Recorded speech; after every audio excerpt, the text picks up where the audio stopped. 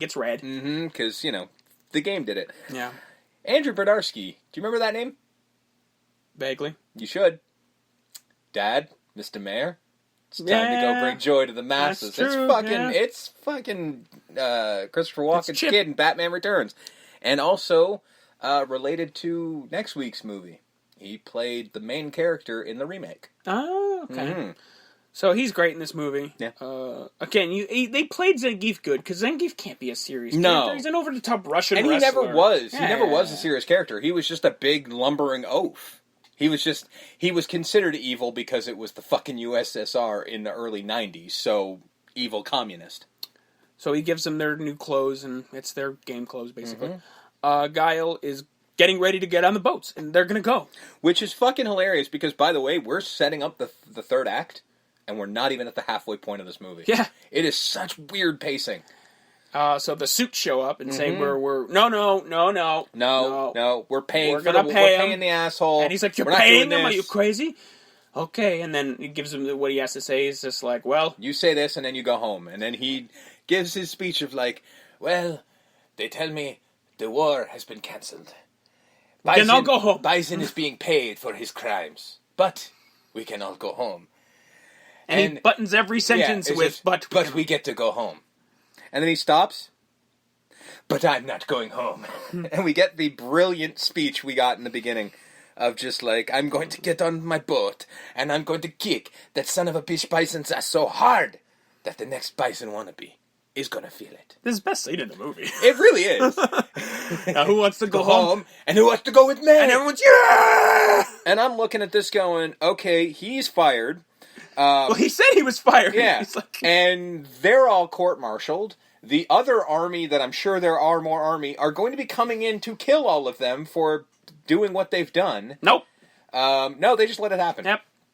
The best part of this scene is out of the 3 suits, there's one lady running around holding her shoes. Yes. Just holding them, going, like panic. May I point out that she's got plenty of time to put the shoes back on, and does not. She's just holding her shoes. She holds at least one of them up at the camera the whole time, and I'm like, and I'm watching this going, why the fuck? Like, because they... Why is that lady holding her shoes? Because once the suit stops to try one last time to stop Guile, and he does the stupid comedy bit of like, it's all in the notes, and the notes fall out. Yeah. We're standing there talking, and this woman is still standing there holding her shoe up to the camera.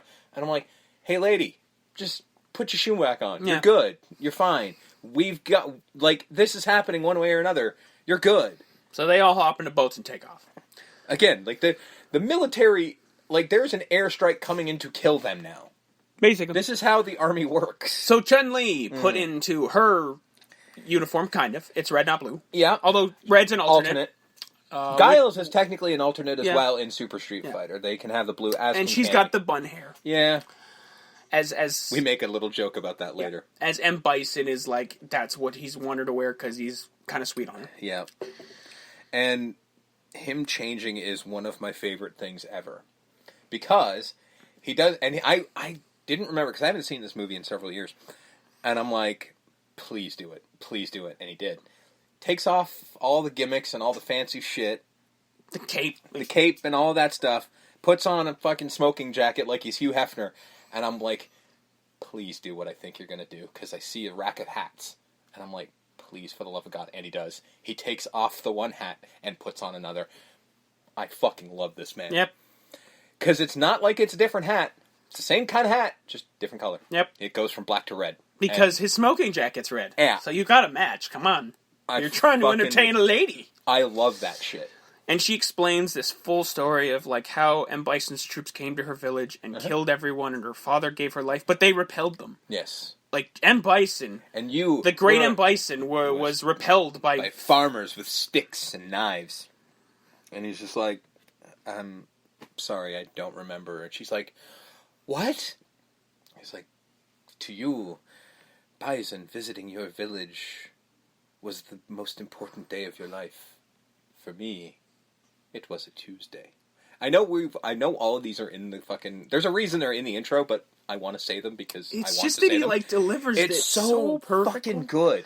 Because he's just so Raul Julia Because is to amazing. him, he's Alexander the Great. He's Genghis Khan. He's Adolf Hitler. He's the Mussolini. World, he is the world conqueror. Yes. So when he comes to a village, to this is liberate everybody, he thinks he's right. That's the thing. He's he God. God is right. coming to you to liberate you. Why must you fight me? Why do you not?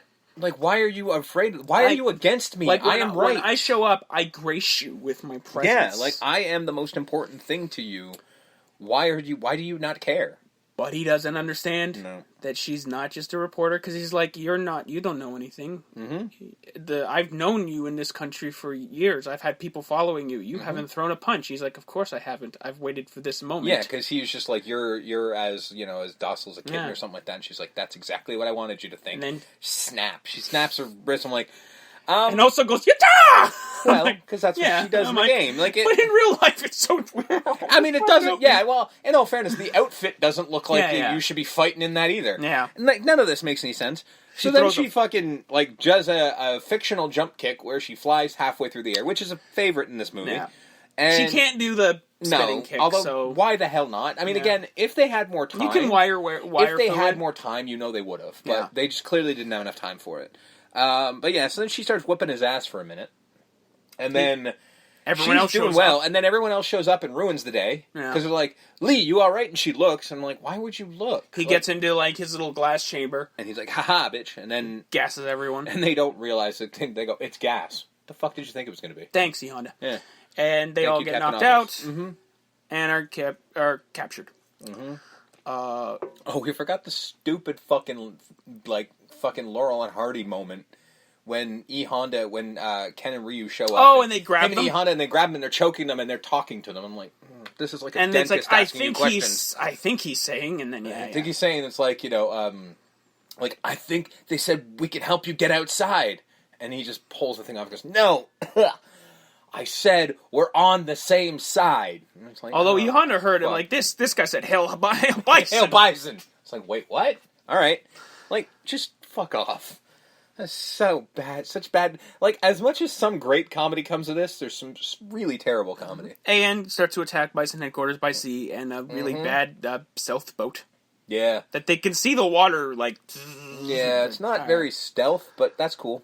More Blanca Dawson. This time he's like, as the guard looks away because he's looking at a nudie mag. Yeah. He changes the programming to have happiness and birds and families and... Yeah. Try to keep... Some semblance of humanity left in this now monster, because at this point he's greenish. He's got the furrow brow, like the bigger eyebrows and the hair. Because they wheeled out like this creepy like mutagen, and I'm like, oh fuck, it's the Teenage Mutant Ninja Turtles are showing up. It's basically like the Lou Ferrigno Hulk from the 70s basically version that's what he looks Blanca. Like. Ironically, they just it's not the same actor. No, it's a different actor that they just got big hulking dude. They just got a big dude and gave him Blanca makeup. How amazing would it have been if they got Lou Ferrigno though? Yeah. Wouldn't that have been cool?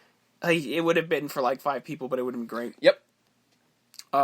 Then the attacks, it's stealth broken by Bison attacking them on a Street Fighter arcade console. Yeah. So he calls up his little floating platform, which will come into play later. And yeah, he's got this thing that is like, it's basically a straight up, it's not even basically, it is a straight up arcade board for Street Fighter 2. Yep. It's got the map on it, it's got the 6 buttons, everything like that, and I'm like... And I'm looking at this, and I'm watching him sort of fiddle with it to blow the bombs up, because that's what he does. And I'm like, in a world where that's clearly not Raul Julia's hands, why, for, like, people paying attention to the audience, weren't they doing actual Street Fighter commands? Yeah. Like, they really should side, up, down, quarter... Like, the quarter circle forward, all that. Just for, like, the people like myself who were paying attention for that. You know what I mean? And then he eventually, what he thinks, blows up the boat, even though they've gone out, they've, like, parachuted out. They know that's what's going to happen, so, like, we're getting out of here. And then he's, game over! And I'm looking at that going, didn't you say you wanted him in one-on-one combat? Isn't this the exact same thing that happened earlier? Cool, Bison. I still love the delivery of him, game over! Again, all my favorite lines were in the fucking, in the intro. The goon catches wind of what Dulcim's doing, but Blanca kills him. Like, horribly, like, picks him up, breaks his back, and throws him. Because, monster. Yeah. I guess this is the scene that would have probably been a lot worse that got the R rating. I would he assume, probably like ripped this guy to shreds. Considering that one of Blanca's major moves is the head bite, where he literally bites your head and blood shoots out. Most people don't notice in the game. There's a lot of blood in Street Fighter. It's just very quick. T-Hawk, Cammy, and Guile all quick get to the island. Mm-hmm. This is where we find out T-Hawk actually throws Cherokee. The fucking thing. Yeah, and he's just like, T-Hawk, what is that? And then I love Guile's like, you should have got 2 more of them. I'm like, no, that's cultural because... appropriation, Guile. I mean, granted, you're already a Belgian guy playing an American, but... We're already there. We don't need to double stack the approach. The other problem is I'm looking at this going, it's not going to help you, dude. Yeah, it's like, it would have given you the spirit of what? Like... I don't know. It does something for him. Cocaine. You're already powered by cocaine. Yeah. You're on the white diet, my friend. Yeah, so... Bison, nobody pays him. $0. They didn't pay him, so we're gonna kill the hostages. Yeah, I do enjoy that when he calls, he's like, have they deposited into my Swiss bank account? And then he does, and it actually has a buzzer. Yeah, it goes, and I'm like, this no, is... General. Like, he's... Okay. By the way, DJ's accent gets thicker as the movie progresses, which is kind of hilarious. It gets more, it gets thicker and thicker throughout the whole film. I'm like, okay. This is where, basically, when they were filming this, somewhere, somebody along the line went, hey, you're supposed to be Jamaican. Miguel. Jamaican it up. More right. More accent. General. There we go. And then it gets a little too cartoonish, but hey. You know what? Some of those lines would have worked a lot better. So the way he was going to kill these hostages was with Blanca. Yep. But he doesn't know Blanca's been freed. Mm-hmm. So the machine that... Well, this is when Guile's already shown up. That was going to house Blanca shows up. Hang on. Guile shows up now. Yeah. And he's gonna... We didn't talk about the emotional scene. Yes, him... He runs a course. He shows up and runs into Blanca and just like, Charlie, what have they done to you? And he's how did you know that was Charlie? I don't fucking know. I mean, clearly it's a different guy, so how the fuck did you figure it out? But anyway, whatever. You do you. He's not wearing the dog tags still, right? Because Bison took those off. No, he's not. But he just knows because they've known each other forever. And he fucking picks him up, and Blanca's gonna eat him. And he's just like, Charlie, it's me. It's William.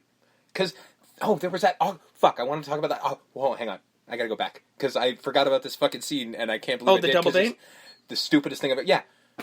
So they're in the boat, about to go fucking fight for their lives. And he's watching footage of him. And... This music fucking starts playing before he plays the video. And then he starts playing this video, and whilst... The other two are in the boat and shit, and he's just watching having a moment. And I'm like... Him and his buddy and their 2 wives or girlfriends or whatever in, like, Rome or somewhere. And I'm like, the fuck is going on here? Did I pop in a different movie whilst watching this? But anyway.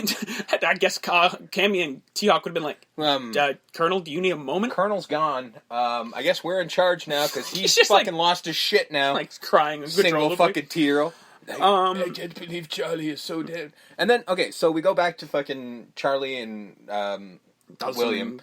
And then he's about to kill him. He's like, Charlie, it's me. And then he fucking realizes whatever. He goes, I'll take the pain away. For you to this. Puts a gun to his head. And I'll save you, Like Charlie. Lenny from fucking Bob Mice and Men. Go stare at the rabbits, Carlos.